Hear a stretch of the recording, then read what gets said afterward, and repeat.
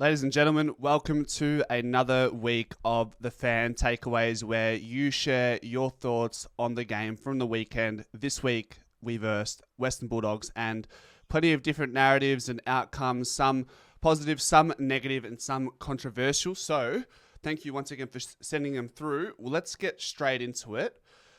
First one off the bat is from Beasley30509. It's Benny from NZ, one of the greats of the channel. Sometimes you need to win ugly. Yes, however, it didn't need to be, in the sense that had we kicked straight, it wouldn't have been an ugly win. It would have been a convincing win. Were the free kicks with us? Yes, in the end they were. The first quarter was horrific against us.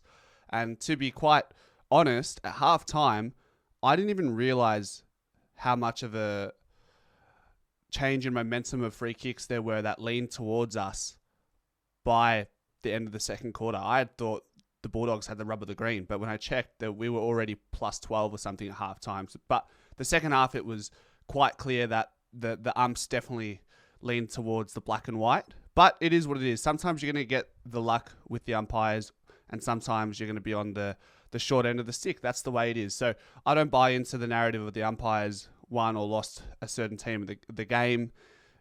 It's going to happen in one. If it's not going to happen in round 2, it might happen in round 8. It might happen in round 15. It's just the way it is. You've got to be good enough to win games beyond an umpire's impact has in game. So yeah, we won ugly through experience, through our old legs, side bottom, right? Too old. But it is what it is. Sometimes you're going to win ugly. Western Bulldogs were very impressive, very fast. They're going to be a very hard team to beat, spearheaded by Sam Darcy, who is going to be the best forward in the next 10, 15 years and might be the best forward this year. So thank you for that, Beasley. Xavier Stokes says, heartbreaking for Reef. It is obviously the saddest story to come out of this weekend. He'd put a big body of work in pre-season. He was just finding his feet, getting the opportunity in the back line. It sounds like he might get another year extension, just listening to Fly McRae in that post-game presser. So hopefully get the rehab done. He's got a long potential career ahead of him when he gets back. It's just it's a speckle in time when you look back at it. If you look at the careers of the greats like Pendle, Sidey, Howie, Hoskin Elliott, Jamie Elliott. Jamie Elliott, look at Jamie Elliott. Your footy career, it's a long portion of your life.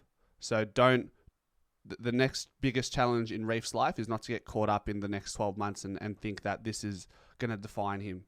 And if it defines him, hopefully it defines him in a positive way, for better or worse, whether he makes it on the list again and gets that extension. And if he doesn't, I hope he takes these adversities into another realm of his personal life. Beasley also, Benny and NZ again, a lot more Frampton. This ties into what Xavier Stokes said about Reef. A lot more Frampton and Dean with Reef's injury, yes. And then the very next challenge will be Harry Mackay and Charlie Curnow for the Pies. So whoever comes in has a massive job to do. We know how well Billy Frampton went against the likes of Mackay last year. So naturally, you lean towards Billy Frampton coming into the side. We saw him play in the VFL game yesterday against Sydney. Not overly impressive. He had good moments, but he had some bad moments, which you don't want to see at VFL level, because that would definitely filter into the AFL environment. But it is what it is. We've got what we've got, and we're going to have to work with it. If we play well and are in the front half, keep the game in our forward half, it lessens the bite on our compromised back six, I would say, for now.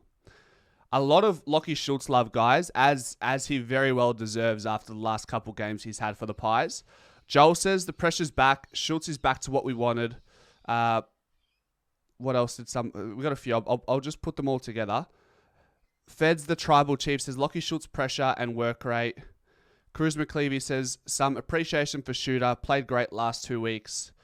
Carrot Gold says people can finally see Schultz. And then, is there any more? Shooter. Paige Cardona says, shooter legacy game for real. It is definitely a statement game. And H. Dimmitt says, Schultz sidestep goal on Rory Lobb. That was delicious indeed. Jack Darcy says, Schultz best game in the black and white or the game against Brisbane last season. I think he put everything together not last night, but on Friday night against the Dogs. You saw the pressure, which he's had in all of his games. Has been omnipresent throughout the entirety of his career at Fremantle and Collingwood. But what we saw on Friday was extra polish as well. Converting, clean, going inside 50, strong overhead, which I've noticed very much so in the preseason that he has this ability. He definitely has always had the ability to take marks overhead, but they weren't always coming together last season. It feels like this year they're really starting to come to play. And I've said again before that he sort of reminds me of a Jamie Elliott in the air, except a little bit shorter and can't jump as high, but is very confident and competent overhead, which is what you want when you... I guess in years gone by, it's been extra important for Collingwood to have good small forwards who can mark overhead. But now, because we have the 3 big M's, it's not a prerequisite anymore. But to have 6 forwards in your front half who can take marks overhead, it's a point of difference. I'll tell you that for free. So really happy for how Shooter is going this year. He's trending very nicely and very glad to see that. Joel934 also says, is this the end for Reef? So we've sort of already touched on that, so we'll leave that there for now. I don't think it's the end. I think he'll get a contract extension if it's got to be at least another year. I think he's earned it through the preseason he had, and I think the boys around him definitely were optimistic about the direction he was heading towards with his game in the back 6. Alana Brown says, more needs to step up. No on-field leadership and no accountability. I'm going to have to strongly disagree with that. I love that anyone can come on to the channel or Instagram and have their opinion, wrong or right. So I'm not going to blast A. Brown for that. I'm definitely not going to do that. But I just disagree. I think Moore he's definitely slowly working back towards all Australian form. And like I said, he's played against the best forward, in my opinion, this year already in Sam Darcy. He had some really good moments. He had some moments when he lost. I don't think he had many horrible moments. He was just beaten by a forward who is 9 foot tall but sprints like Usain Bolt as well. So I'm liking the way Darcy Moore is going so far early in the year. What else do we have? We've got a bunch of input. I'm loving it. We have Bianca Malvaso. Australia has a very long way to go. Disgusting behaviour against Cox. And I think there was another one as well from Same.rr. Australia sucks and needs to learn simple mannerisms. So I do have a view on this. So this isn't in relation to the comments about Mason Cox getting clobbered in the head by Rory Lobb. And a lot of the comments on social media were like, finally someone hit Mason Cox. He's done... Rory Lobb has done everybody a favour, blah, blah, blah. Couldn't happen to a worse person, a shitter bloke or whatever it may be. Look, I understand the idea of protecting people on social media, and it's unacceptable. It's not the standard we should allow when talking about human beings. But on the same line, I just think we have to look past that and look over it. They're trolls. They're trolls. And is there really much malice in it besides it being satirical in a sense? That's just how I feel about it. I think we just need to be the bigger man or the bigger person in these situations and just ignore it. Don't give it any energy.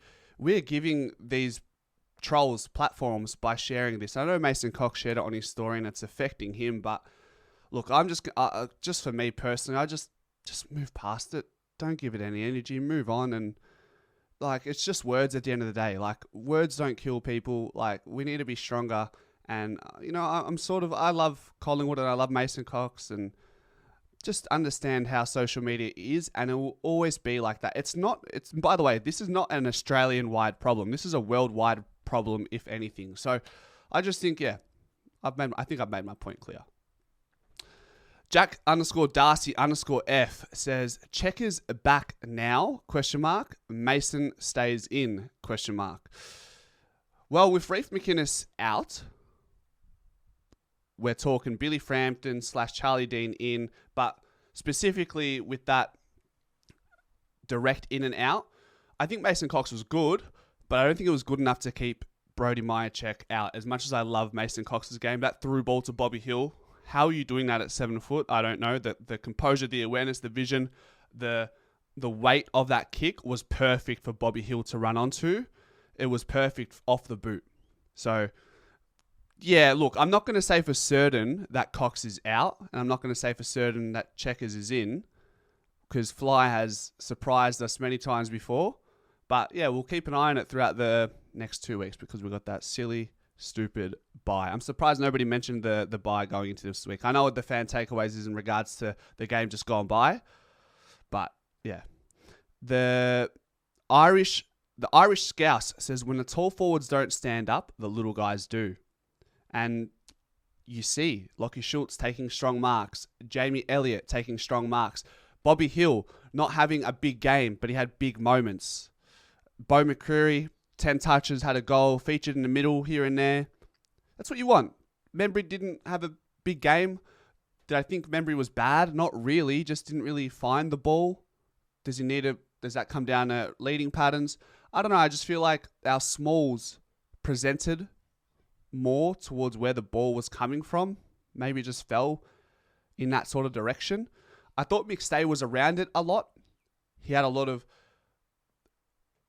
attempts at taking a mark. Some of them stuck, not many of them, but he got to a lot of contests. Yeah, he made that critical error in the last quarter, it was the third quarter or the last quarter where he kicked it, I think he tried to kick a goal. It was something between kicking a goal and passing it to Membry. He ended up cooking it and kicked it behind when it should have been a certain goal. And then he missed that set shot to potentially put us up 21 points late in the game. That didn't happen. Bulldogs come back. Suicide Bottom saves us, puts on his cape once again.